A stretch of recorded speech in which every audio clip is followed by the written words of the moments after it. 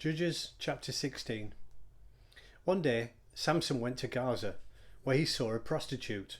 He went in to spend the night with her. The people of Gaza were told, "Samson is here." So they surrounded the place and lay in wait for him all night at the city gate. They made no move during the night, saying, "At dawn we'll kill him."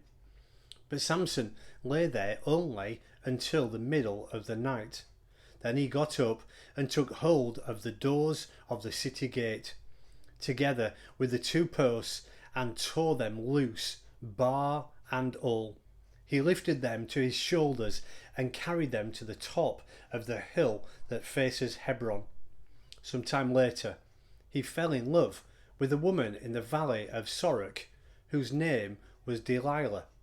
The rulers of the Philistines went to her and said, "See if you can lure him into showing you the secret of his great strength and how we can overpower him, so we may tie him up and subdue him. Each one of us will give you 1,100 shekels of silver." So Delilah said to Samson, "Tell me the secret of your great strength and how you can be tied up and subdued." Samson answered her, "If anyone ties me with 7 fresh thongs that have not been dried, I'll become as weak as any other man." Then the rulers of the Philistines brought her 7 fresh thongs that had not been dried, and she tied him with them. When, with the men hidden in the room, she called to him, "Samson, the Philistines are upon you." But he snapped the thongs as easily as a piece of string snaps when it comes close to a flame. So the secret of his strength was not discovered. Then Delilah said to Samson, "You have made me a fool. You lied to me. Come now, tell me how you can be tied." He said, "If anyone ties me securely with new ropes that have never been used, I'll become as weak as any other man." So Delilah took new ropes and tied him with them. Then the men hidden in the room, she called to them, "Samson, the Philistines are upon you." But he snapped the ropes off his arms as if they were threads.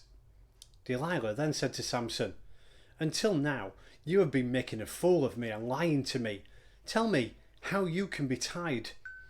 He replied, "If you weave the 7 braids of my hair into the fabric on the loom and tighten it with the pin, I'll become as weak as any other man." So while he was sleeping, Delilah took the 7 braids of his hair, wove them into the fabric, and tightened it with the pin.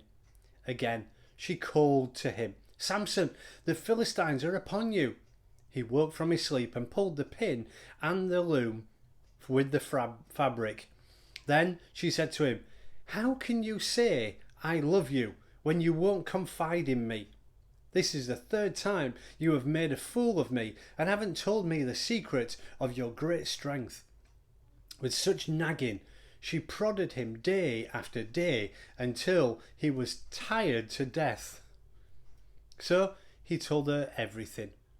"No razor has ever been used on my head," he said, "because I have been a Nazirite set apart to God since birth. If my head was shaved, my strength would leave me, and I would become as weak as any other man." When Delilah saw that he had told her everything, she sent word to the rulers of the Philistines, "Come back once more, he has told me everything." So the rulers of the Philistines returned with the silver in their hands. Having put him to sleep on her lap, she called a man to shave off the 7 braids of his hair, and so began to subdue him, and his strength left him. Then she called, "Samson, the Philistines are upon you." He woke from his sleep and thought, "I'll go out as before and shake myself free." But he did not know that the Lord had left him. Then the Philistines seized him, gouged out his eyes, and took him down to Gaza. Binding him with bronze shackles, they set him to grinding in the prison. but the hair on his head began to grow again after it had been shaved. Now the rulers of the Philistines assembled to offer a great sacrifice to Dagon, their god, and to celebrate, saying, "Our God has delivered Samson, our enemy, into our hands."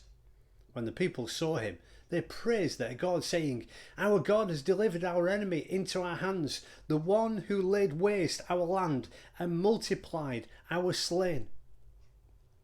While they were in high spirits, they shouted, "Bring out Samson to entertain us." So they called Samson out of the prison, and he performed for them. When they stood him among the pillars, Samson said to the servant who held his hand, "Put me where I can feel the pillars that support the temple, so that I may lean against them." Now the temple was crowded with men and women. All the rulers of the Philistines were there, and on the roof were about 3,000 men and women watching Samson perform. Then Samson prayed to the Lord, "O sovereign Lord, remember me. O God, please strengthen me just once more, and let me with one blow get vengeance on the Philistines for my 2 eyes." Then Samson reached toward the 2 central pillars on which the temple stood, bracing himself against them, his right hand on one and his left hand on the other.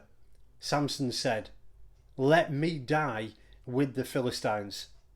Then he pushed with all his might, and down came the temple on the rulers and all the people in it. Thus he killed many more when he died than while he lived. Then his brothers and his father's whole family went down to get him. They brought him back and buried him between Zorah and Eshtaol in the tomb of Manoah his father. He had led Israel 20 years.